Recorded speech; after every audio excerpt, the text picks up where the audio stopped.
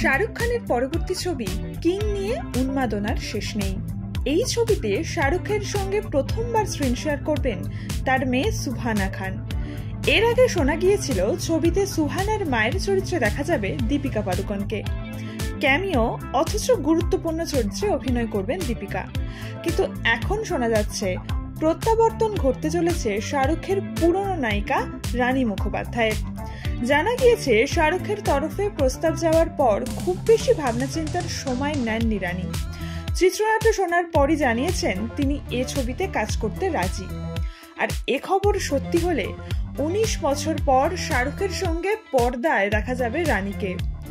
SRK রানী জুটির কভি আলবিদা না কহেনা মুক্তি পেয়েছিল 2006 সালে।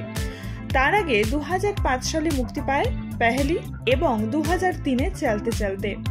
কুছ কুছ হোতা হ্যায় কভি খুশি কভি গম ছবিতেও কাজ করেছেন তারা। এবার পর্দায় কি ঘটতে চলেছে তা নিয়েই বাড়ছে কিউরিওসিটি। ডাউনলোড করুন এই সময় অ্যাপ iOS ও অ্যান্ড্রয়েডের জন্য।